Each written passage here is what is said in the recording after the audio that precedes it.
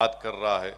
मैं फ़ौज की बात इसलिए कर रहा हूं ताकि उन लोगों को पैगाम दिया जा सके जो बार बार सवाल करते हैं मुसलमानों से कि वतन के लिए आपने क्या किया। वहीं पर हम देखते हैं कि साइंस के मैदान में हम खाली APJ अबुल कलाम का जिक्र करते हैं, मगर सच्चाई ये है कि मोहम्मद इस्लाम खान हैं, इंडियन ग्लाइकोबायोलॉजिस्ट हैं, नेशनल केमिकल लेबोरेटरी में मशहूर दुनिया का साइंटिस्ट है। डॉक्टर सलीम अली हैं, ऑर्निथोलॉजिस्ट हैं। सैयद ज़हूर क़ासिम हैं, जो एंटार्क्टिका में जो भारत पहली मर्तबा गया था 1980 में, मोहम्मद सैयद ज़हूर क़ासिम साहब साथ थे। और 8 मर्तबा जो हम अंटार्कटिका गए वो उन्हीं की बड़ी कोशिशों का नतीजा था। इब्राहिम अली अबू बकर सिद्दीक़ है, एग्रीकल्चर साइंटिस्ट हैं, और उन्होंने अपनी ईजाद में जेनेटिक्स और प्लांट ब्रीडिंग के बारे में जो काम किया उसकी वजह से छोटा बासमती बड़ा मशहूर हुआ। उनको 2011 में पद्मश्री का अवार्ड दिया गया। ये हमारे चूहानुमा कून कानून, जिसमें वकील हसन, मुन्ना कुरैशी, मोहम्मद रशीद, फिरोज़ कुरैशी, मोहम्मद इरशाद, नसरुद्दीन नसीम, जिसको अंग्रेज़ी में रैट माइनर्स बोलते, जिन्होंने 40 वर्करों की जान बचाई जो उत्तराखंड में किसी एक टनल में फंस गए थे, और दिल्ली सरकार ने माशाअल्लाह उसमें एक बच्चा वकील था, उसको इनाम के तौर पर बुलडोज़र से उसका घर भी तोड़ दिया। समी सऊद, ये कौन आदमी है जिसने एक पोर्टेबल ECG डिवाइस को ईजाद किया जो डेटा को वायरलेस क्लाउड से एनालिसिस करके भिजाता है, जिससे कई लोगों की जान बचती है। और ये 99% सही प्रेडिक्ट करता है हार्ट अटैक को। समी सऊद उस शख्स का नाम है। Syed Ehtesham Hasnain, molecular epidemiology, drug resistant tuberculosis के बारे में उन्होंने जो अपना पेपर पेश किया, इससे कई मरीजों के पैसे बच रहे हैं और उनकी सेहत अच्छी हो रही है। वहीं पर हम देखते हैं कि उबैद सिद्दीकी, EA सिद्दीकी, ये मॉलिक्यूलर बायोलॉजी में और एग्रीकल्चर जेनेटिक्स में उन्होंने काम किया। अजीम प्रेम जी ने विप्रो को सारी दुनिया में मशहूर कर दिया। हाबिल खोखरीवाला वो खाट के मालिक, और फिर यूसुफ अली जो लुलू के मालिक हैं, उन्होंने कई लोगों को नौकरी दी, रिटेल में का बादशाह जिसको माना जाता है। वहीं पर मौलाना अबुल कलाम आज़ाद रहमतुल्लाह अलैह की कुर्बानियाँ हम भूल नहीं सकते। फिर तालीम के मैदान में आप जानते हैं फातिमा शेख कौन थी, जो सावित्रीबाई फुले के साथ मिलकर बच्चों को तालीम का इंतज़ाम किया। फिर वहीं पर राबिया जो मल्लापुरम की एक अपाहिज लड़की थी, जिसने खवानगी को आम करने के लिए बड़े मेहनत की, तो वहाँ पर मरकज़ी हुकूमत ने उनको अवार्ड दिया। शाहनवाज शेख, जिसको ऑक्सीजन मैन कहते हैं मुंबई का, इसने 8000 लोगों की जान बचाई। इसने जब देखा कि अपनी दोस्त की बीवी जो हामिला थी कोविड में मर गई, तो इसने अपनी सिविल कॉन्ट्रैक्टर को छोड़ दिया, अपनी गाड़ी बेची और अपनी दुकान में उसने फ्री ऑक्सीजन का सेंटर बनाया। 2 भाई हैं, तजम्मुल मुजम्मिल पाशा, जिन्होंने अपनी ज़मीन को बेचकर जो गरीब लोग कोलार के डिस्ट्रिक्ट में हैं उनके खाने का इंतज़ाम करते हैं। तौफीक और हुसैन पठान, ये 2 लोग हैं। जब गुजरात में मोरबी का ब्रिज गिरा तो तौफीक ने 35 लोगों को अस्पताल लेकर गए, और ये तैराक था हुसैन पठान, तीर कर 50 लोगों की जान बचाई उस नदी में कूद कर। आज मेरे अजीज़ दोस्तों और बुज़ुर्गों, हकीकत ये है कि अगर हम जिस सरजमीन हैदराबाद में हम रहते हैं, यहाँ पर सबसे पहला शख्स अगर कोई काला पानी को गया तो शख्स का नाम मौलवी अलाउद्दीन था, जो तारीख़ी मक्का मस्जिद के इमाम थे। 17 जुलाई सन 57 को उन्होंने जुम्मे का खुतबा दिया, सुल्तान बाज़ार की रेजिडेंसी में जाकर एहतजाज किया, और फिर एक लंबा किस्सा है। बहरहाल उनको उठाकर उनकी ज़िंदगी ख़त्म होने तक काला पानी में उनको रखा गया। अंग्रेज़ लिख रहे थे कि शख्स मर जाएगा, मगर यहाँ की जो हुकूमत थी निज़ाम की सालार जंग, वो बोलते थे कि मौलवी अलाउद्दीन ख़तरनाक है, हम नहीं ला सकते। हमारे मुल्क का तिरंगा किसने, उसको बनाने का एक बहुत बड़ा रोल अगर किसका है तो हैदराबाद की सुरैया तैयब जी का है।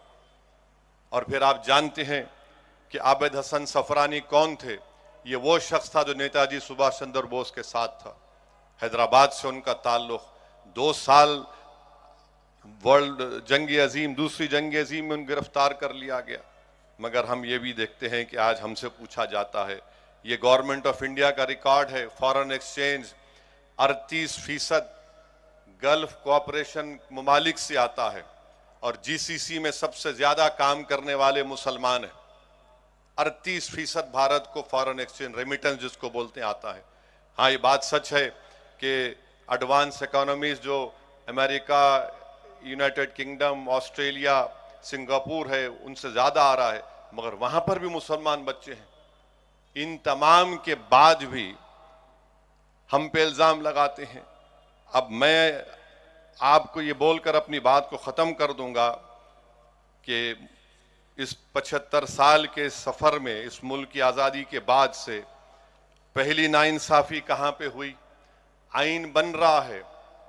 क्या यह बात सच नहीं है कि मौलाना अबुल कलाम आजाद रहमतुल्लाह अलैह ने कहा कि ये कॉन्स्टिट्यूएंट असेंबली मेरे लिए कैद खाना बन चुकी है? जब कभी मौलाना आजाद हिफ्जुर रहमान रहमतुल्लाह अलैह के साथ उठते और कहते कि जो रिजर्वेशन दिया गया उसको दो, तो क्या यह बात सच नहीं है कि सरदार पटेल मुस्लिम लीग से वाबस्ता उन लोगों को खड़ा करके बोलते कि मेन स्ट्रीम में आओ? फिर उसके बाद आप देखेंगे कि संविधान का माइनॉरिटी राइट्स की जो कमेटी बनाई गई, सरदार पटेल को जिम्मेदारी दी गई। 27 फरवरी 47 को सब कमेटी ने कहा कि मुसलमानों को रिजर्वेशन मिलना चाहिए। 8 अगस्त 47 को उसको विड्रॉ कर लिया गया। क्या यह बात सच नहीं है कि मौलाना आजाद ने, जब मुस्लिम लीग के लोग मुसलमानों को कह रहे थे कि तुम पाकिस्तान चलो, जो गवर्नमेंट में मुलाजिम थे, मौलाना आजाद ने मेहनत करके एक सर्कुलर जारी करवाया और फिर क्या हुआ? वो सर्कुलर वापस ले लिया गया। उस सर्कुलर में क्या फिर बाद में क्या लिखा गया कि अक़लियतों की बराबरी उनको दिया जाएगा? कहीं पर नजर नहीं आता वो। और फिर आप देखते हैं कि इस लंबे हमारे मुल्क के सफर में 62 दिसंबर में कश्मीर में रसूलुल्लाह सल्लल्लाहु अलैहि वसल्लम का मुँह मुबारक चोरी हो गया। क्या आप जानते हैं कि 8 लाख मुसलमानों को उस वक्त ईस्ट पाकिस्तान में ढकेल दिया गया? 8 लाख, ये डेटा है उसका। फसादात कितने हुए? निल्ली का मैसेकर हुआ आसाम में, आपने देखा फसाद हुआ हाशिमपुरा का, मलियाना का। हम और आपने देखा गुजरात में, बल्कि 69 का फसाद तो 2002 से बदतरीन था। फिर 2002 की नस्ल कशी हमने देखी, 2019 का दिल्ली का फसाद देखा, हैदराबाद के फसादात हमने देखे। मगर एक बात जो लोग समझते नहीं है वो ये है कि इन तमाम फसादात को हमने देखा। हमारी मस्जिद को शहीद कर दिया गया और कोर्ट का जब फैसला आया तो कोर्ट ने कहा किसी ने शहीद नहीं किया। सुप्रीम कोर्ट का फैसला आया तो कहा कि आस्था की बुनियाद पर मस्जिद आपको नहीं दी जा सकती। मुल्क की तारीख उठाकर पढ़ लो, जो लोग आज मुसलमानों को गाली देते हैं और वफादारी का सर्टिफिकेट हमसे पूछते हैं, इतना सब हमने सहा और कल भी सहेंगे, मगर वतन से नफरत के मजाहरे नहीं किए। इख्तिदार पर बैठकर जुल्म करने वालों से हमने कहा कि तुम जालिम हो, हम तुमसे नफरत करते। तुम मुसलमानों को अगर तुम दबा रहे हो तो तुम भारत को कमजोर कर रहे हो। अगर भारत एक दुनिया का अमनगाह बनना चाहता है, एक डेवलप कंट्री बनना चाहता है, कैसे बनेगा जब आप 19 करोड़ मुसलमानों को इस तरह हिकारत की नजर से देखेंगे, उनसे नाइंसाफी करेंगे। और संविधान में राइट टू इक्वालिटी जो है वो सब्सटेंटिव इक्वालिटी है, आप उसको भूल जाते हैं। मस्जिद का फैसला हमारे खिलाफ आया तो क्या किसी मुसलमान ने कोर्ट में जाकर किसी जज के ऊपर जूता फेंका? जूता फेंकने वाले के बारे में एक लफ्ज नहीं बोला जाता, ना मीडिया में बोला जाता है, क्योंकि वो आला जात से उसका ताल्लुक था। हमारी वतन से मोहब्बत है और रहेगी। तुम हुक्मरान हो तो तुम्हारी वजह से डर कर नहीं, बल्कि वतन की मोहब्बत हमारी है और रहेगी इंशाअल्लाह ताला।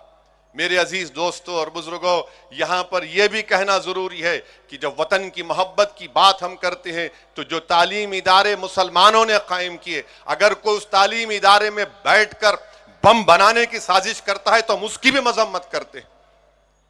एक इदारा बनाना कितना मुश्किल काम होता है, और ऐसे जालिम लोग हैं जो एक मदरसे का कमरा नहीं बना सकते, जो स्कूल का कमरा नहीं बना सकते, जालिम अमोनियम नाइट्राइट लेकर बैठते हैं। 14 लोग मारे गए, मुसलमान भी मारे गए, हिंदू भी मारे गए। तो ऐसी जहनियत के लोगों के खिलाफ भी हमको इनकी खुलकर मजम्मत करनी चाहिए। ये जो मुल्क का दुश्मन है वो हमारा दुश्मन है। अगर इस तरह की हरकतें होंगी तो फिर हम तो खुली छूट दे रहे हैं जालिमों को कि जो चाहे करना है कर लो।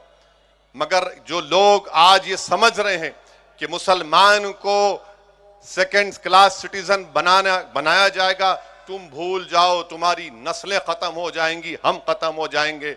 जब तक दुनिया बाकी रहेगी, हिंदुस्तान में मुसलमान एक बाइज्जत हिंदुस्तानी बनकर रहेगा। हम लड़ेंगे, जमहूरियत के दायरे में रहकर अपने हुकूक को हासिल करेंगे। हम अपनी मस्जिदों को बचाएंगे।